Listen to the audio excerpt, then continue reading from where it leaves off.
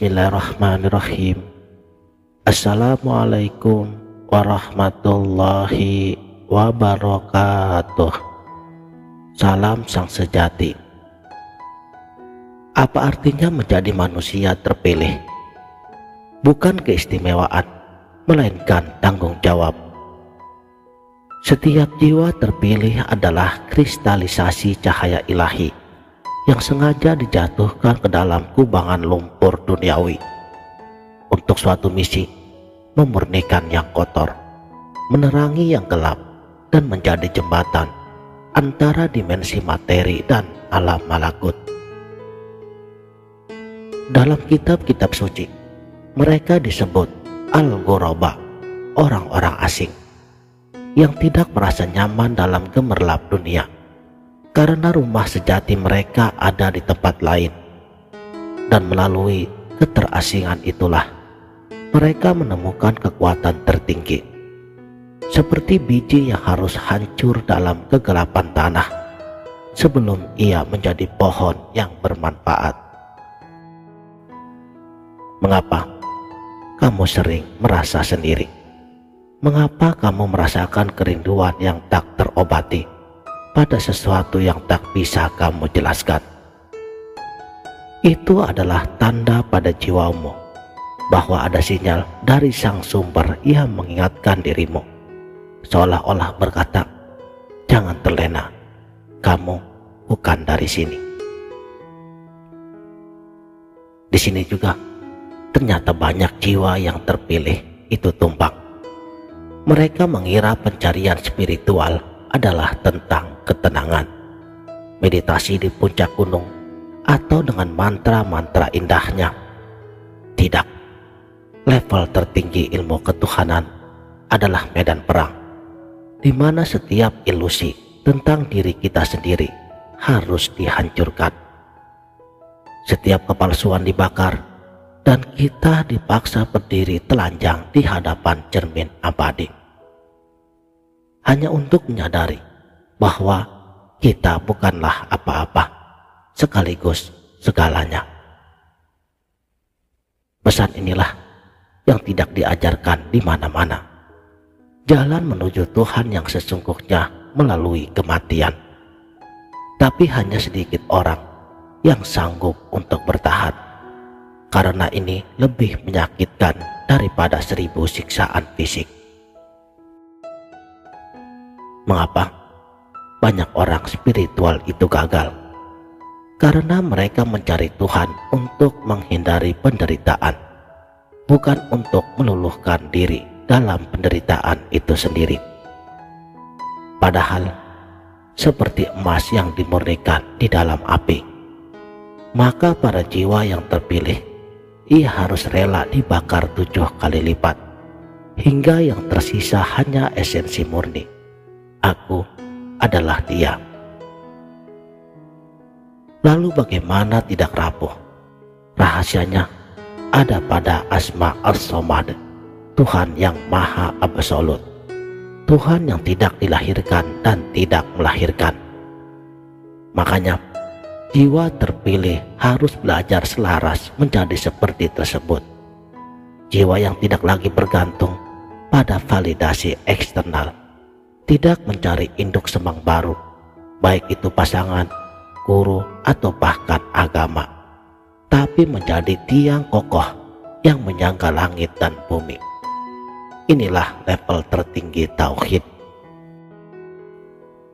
Jadi ketika kamu tidak lagi memohon agar badai itu berhenti, tapi justru menjadi matahari di sebalik badai, ketika doa-doamu bukan lagi, ya Tuhan berikan aku kekuatan, melainkan, ya Tuhan nyatakanlah keagunganmu melalui diriku yang hampa ini.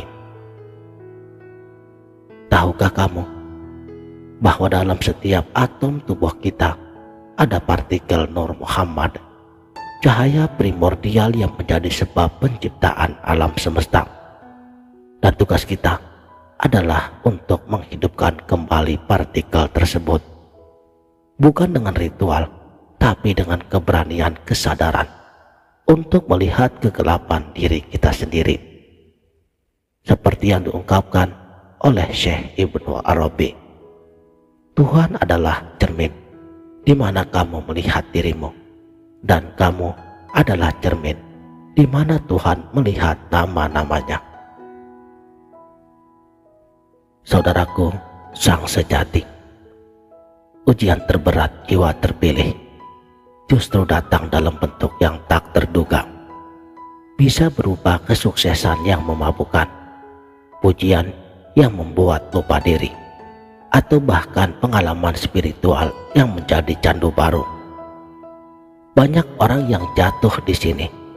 Mereka mengira pencapaian mistisnya adalah akhir perjalanan, padahal itu baru anak tangga pertama.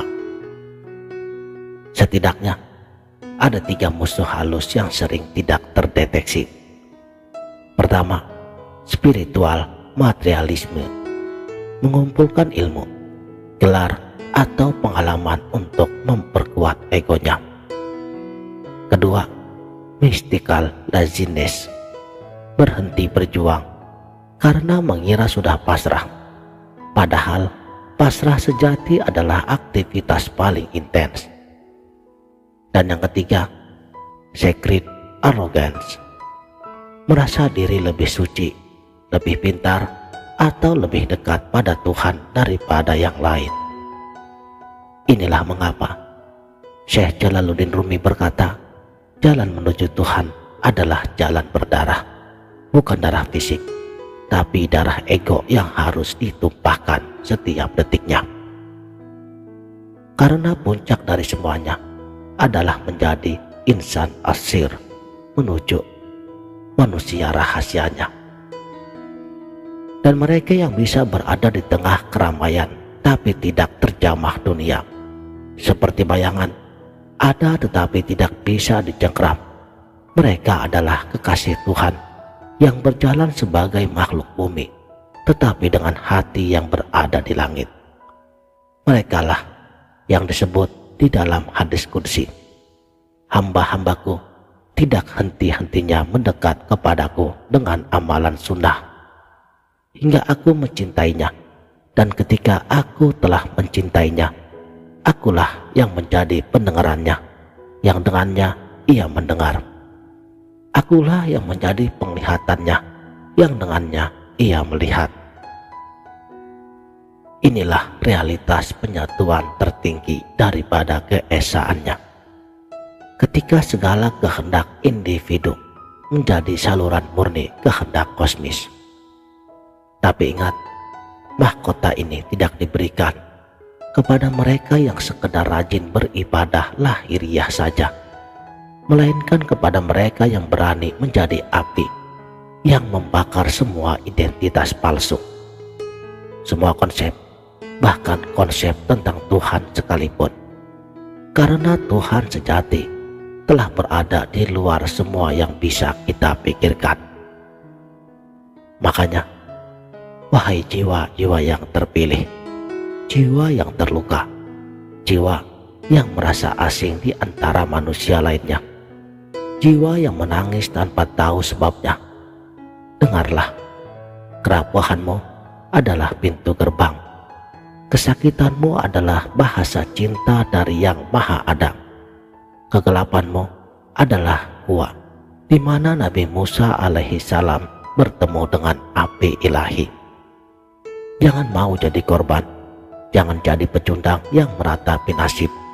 Bangkit dan sadari bahwa kamu adalah pedang bermata dua, bisa menghancurkan atau membebaskan. Dan pilihan ada di tanganmu, karena sang waktu tidak akan menunggumu lagi. Entah kamu menjadi legenda abadi atau hanya sekedar debu yang terlupakan dalam sejarah dunia. Masih ada satu rahasia terakhir. Tahukah kamu mengapa video ini sampai di hadapanmu hari ini? Itu karena jiwamu telah siap dan akhirnya menjadi. Demikianlah, mudah-mudahan video ini dapat bermanfaat dunia dan akhirat. Wabillahi taufiq wal hidayah. Wassalamualaikum warahmatullahi wabarakatuh.